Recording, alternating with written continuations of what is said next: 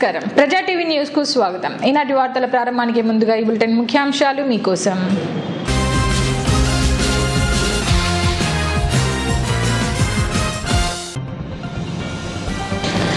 ఈ నెల 17 నుంచి డిగ్రీ విద్యార్థులకు అడ్మిషన్లు ప్రారంభిస్తున్నామన్న చైర్మన్ డాక్టర్ రామకృష్ణారెడ్డి.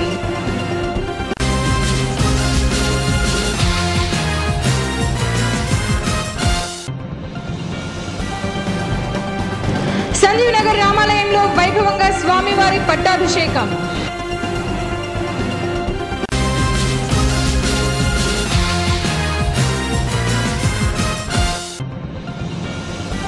నంద్యాలలో నీళ్లు లేని చలివేంద్రాలు, నిద్రపోతున్న మున్సిపల్ అధికారులు.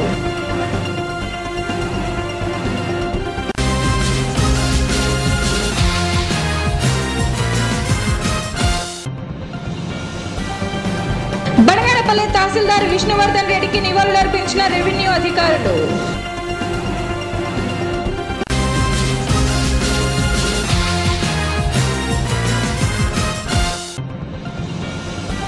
హరిజనవాడలో ఎక్సైజ్ అధికారుల దాడులు, 45 లీటర్ల సారా స్వాధీనం. శ్రీ రామకృష్ణ డిగ్రీ కళాశాలలో ఈ నెల 17వ తేదీ నుండి మొదటి సంవత్సరం డిగ్రీ అడ్మిషన్లు ప్రారంభమవుతాయని కళాశాల చైర్మన్ డాక్టర్ రామకృష్ణారెడ్డి తెలిపారు. 2019-20 సంవత్సరానికి ఇంటర్ పాస్ అయిన విద్యార్థులు మొదటి సంవత్సరం డిగ్రీ అడ్మిషన్స్ కు ఈ నెల 17వ తేదీ నుండి ప్రారంభిస్తున్నామని, విద్యార్థులు తమ మార్క్ మెమో తీసుకువచ్చి కళాశాలలో అడ్మిషన్ పొందవచ్చన్నారు. BA, BCom, BSc, BJC and BBA లాంటి కోర్సులతో పాటు కొత్తగా 2019-2020 నుంచి BCA మరియు జువాలజీ, కెమిస్ట్రీ, కంప్యూటర్ సైన్స్ వంటి కోర్సులు ప్రారంభమవుతాయని డాక్టర్ రామకృష్ణారెడ్డి తెలిపారు. ₹1,00,000 లోపు ఆదాయం ఉన్నవారు ఇన్కమ్ సర్టిఫికేట్ తీసుకుని వస్తే వారికి ట్యూషన్ ఫీజ్, స్పెషల్ ఫీజు లేకుండా కేవలం ₹200 రిజిస్ట్రేషన్ ఫీజుతో అడ్మిషన్ తీసుకునే అవకాశం కల్పిస్తామన్నారు.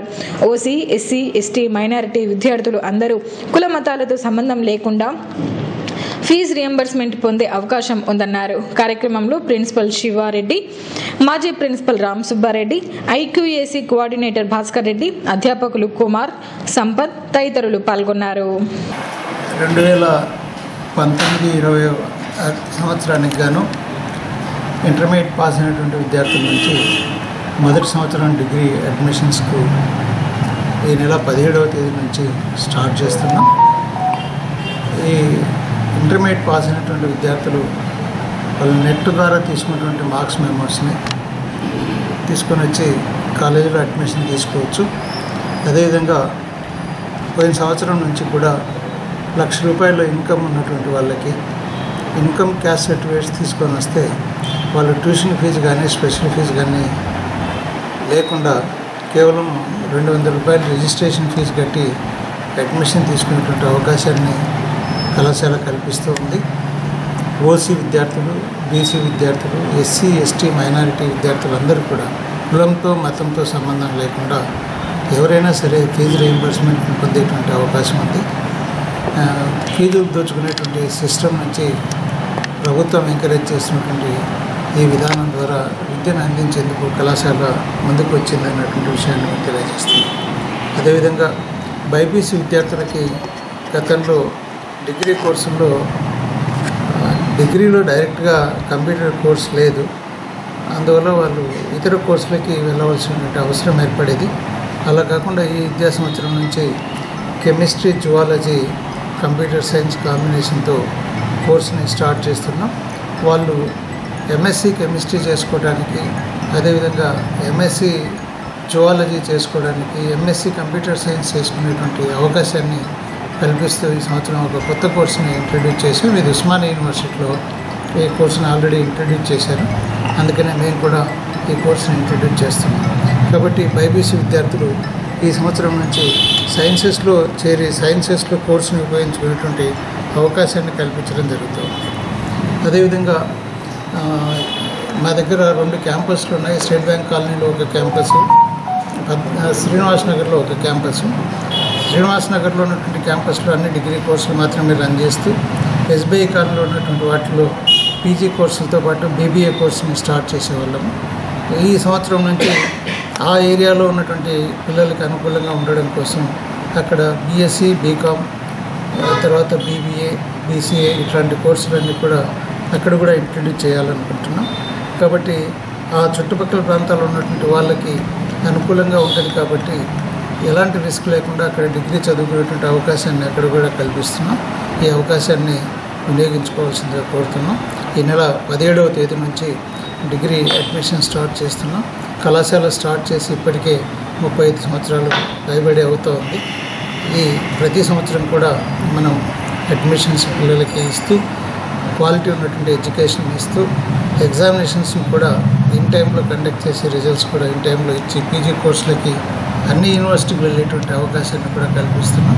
అదేవిధంగా మనకి కళాశాల ఈ నంద్యాల పట్టణంలో ఏ కళాశాలకి లేనటువంటి అటానమస్ హోదాని, అదేవిధంగా NACలో రెండోసారి ఏ గ్రేడ్ని తెచ్చుకున్నటువంటి కళాశాల, ఇలాంటి కళాశాల నంద్యాల పట్టణంలో NACలో ఏ గ్రేడ్ వచ్చినటువంటి కాలేజీ ఏది లేదనే విషయాన్ని గమనించి విద్యార్థులు నష్టపోకుండా తమ విలువైనటువంటి విద్యను పొందడానికి ప్రయత్నం చేయాలని చెప్పేసి కోరుకుంటున్నాను.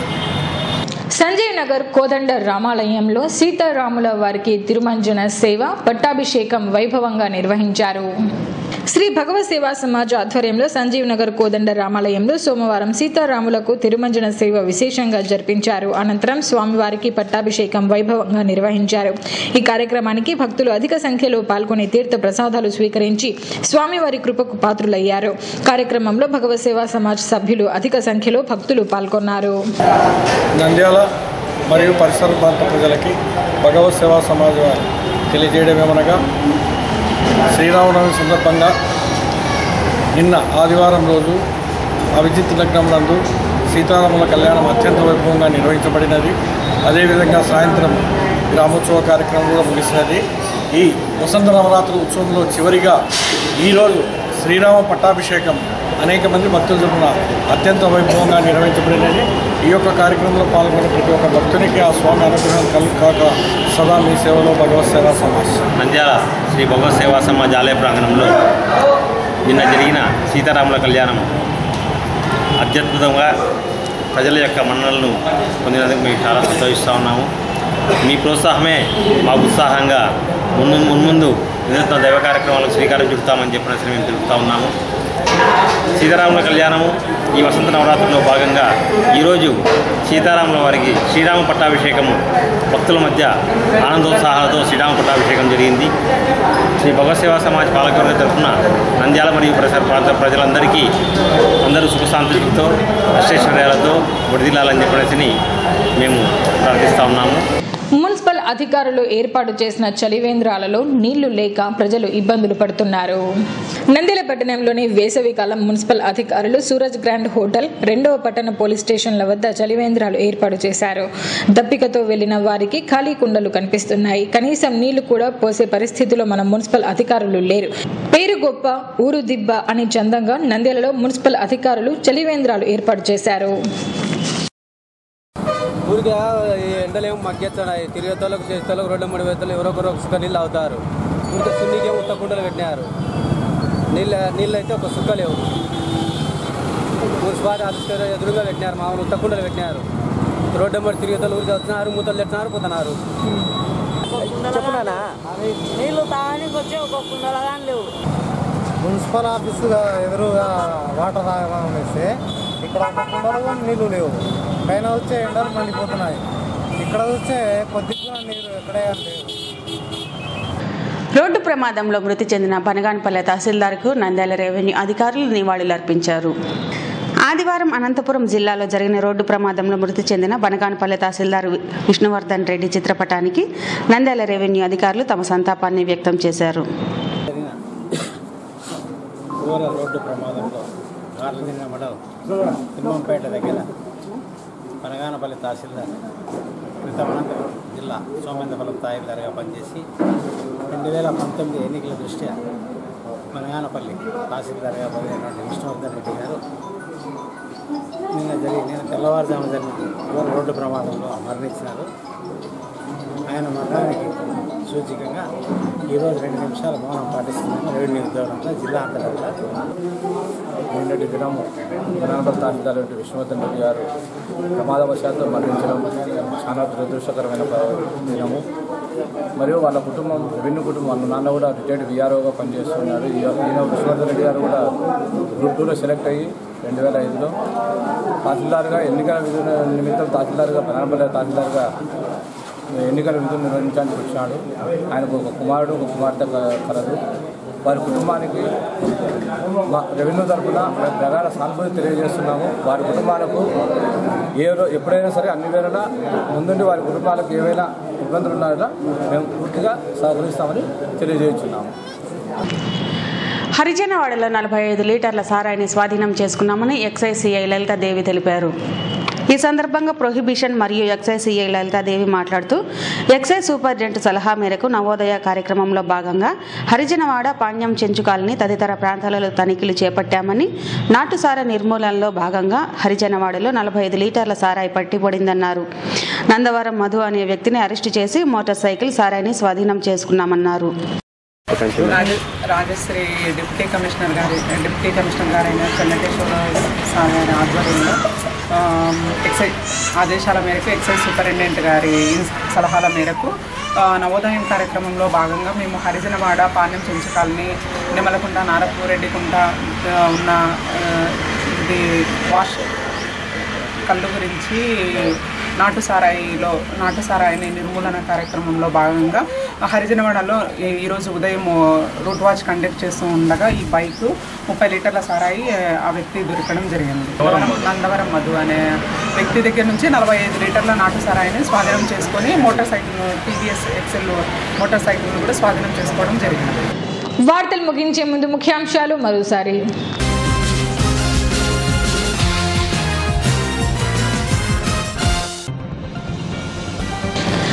ఈ నెల 17 నుంచి డిగ్రీ విద్యార్థులకు అడ్మిషన్లు ప్రారంభిస్తున్నామన్న చైర్మన్ డాక్టర్ రామకృష్ణారెడ్డి.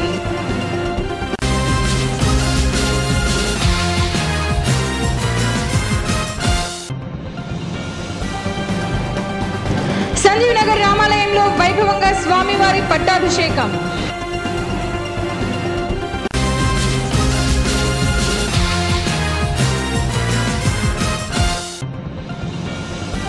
నంద్యాలలో నీళ్లు లేని చలివేంద్రాలు, నిద్రపోతున్న మున్సిపల్ అధికారులు.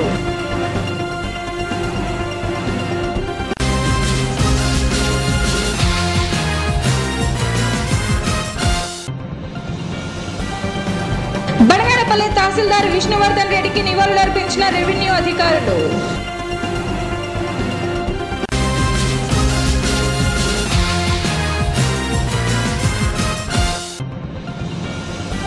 హరిజనవాడలో ఎక్సైజ్ అధికారుల దాడులు, 45 లీటర్ల సారా స్వాధీనం. వార్తలు ఇంతటితో సమాప్తం. మరిన్ని అప్డేట్స్ కోసం చూస్తూనే ఉండండి ప్రజా టీవీ. ప్రశ్నించే హక్కు మీది, చూపించే సత్తా మాది. Voice is yours.